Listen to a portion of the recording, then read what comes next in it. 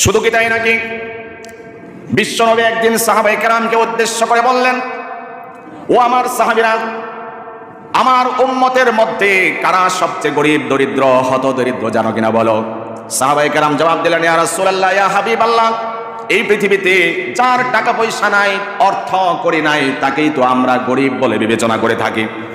বিশ্বনবী বলেছেন, কাল কিয়ামতের ময়দানে আমার উম্মতের মধ্যে এমন অনেক উম্মত থাকবে যারা দুনিয়ায় থাকতে নামাজ রোজা করত, যাকাত আদায় করত, এমন নামাজ রোজার যাকাতের ইবাদত নিয়ে কাল কিয়ামতের ময়দানে উদিত হবে। আল্লাহর হাবিব বললেন, এত ইবাদত, এত বন্দেগী, পাহাড় সম নেকি নিয়ে তারা তো উপস্থিত হবে।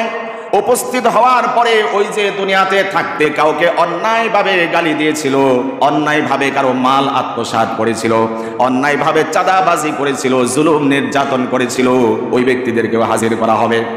অপরাধী জালেমকে বলা হবে, ওই যে ওই ব্যক্তিকে গালি দিয়েছিলাম, তোমার নামাজ রোজা যাকাত থেকে যেই নেকি বন্দেগী নিয়ে আজকে এসেছো, সেখান থেকে তার পাওনাগুলো বুঝিয়ে দাও।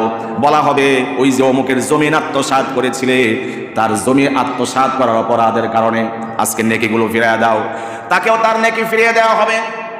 জালেমকে বলা হবে, ওই যে চাঁদাবাজি করে করে মানুষের টাকাগুলো অন্যায়ভাবে নিজের পকেটে নিয়ে পকেট ভর্তি করেছিলে, আজকে ওই ব্যক্তিকে অপরাধের কারণে তোমার নেকিগুলো দিয়ে দাও। এভাবে সমস্ত নেকি দিতে দিতে যখন সব নেকি তার শেষ হয়ে যাবে, তার আর কোনো উপায় থাকবে না, জাহান্নাম সুনিশ্চিত আর অবধারিত হয়ে যাবে।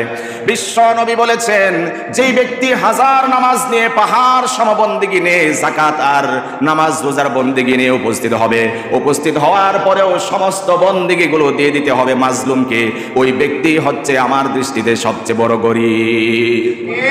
কথা বলেন, সবচেয়ে গরিব তো সেই ব্যক্তি দুনিয়ায় থাকতে অনেক ব্যালেন্স ছিল, নামাজি, হাজী সাহেব, গাজী সাহেব, বড় রকমের বুজুর্গ ব্যক্তিত্ব, তারপরে ছিল তার যাকাতের অনেক নেকি, ছিল রোজার নেকি, এই সব ব্যালেন্স শিট নিয়ে সেদিন উদিত উপস্থিত হবে তো বটেই। কিন্তু ওই যে দুনিয়াতে একজনের গালি দিছিল, আর একজনের মাল আত্মসাৎ করেছিল, আর একজনের কাছ থেকে চাঁদাবাজি করে বাস ঠেকিয়ে, ট্রাক ঠেকিয়ে, সিএনজি ঠেকিয়ে মানুষের পয়সাগুলো, কষ্টার্জিত পয়সাগুলো যারা চাঁদাবাজি করে করে নিজের পকেটে এনেছিল, সমস্ত বন্দেগী সেদিন দিয়ে দিতে হবে।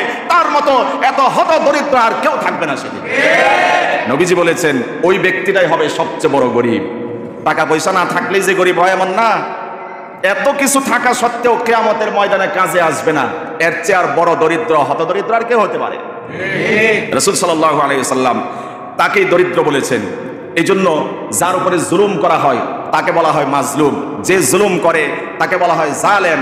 আর এই জালেমদেরকে আল্লাহ রাব্বুল আলামিন মাজলুমের অভিশাপ থেকে বেঁচে থাকার জন্য রাসূল সাল্লাল্লাহু আলাইহি ওয়াসাল্লাম ঘোষণা দিয়েছেন।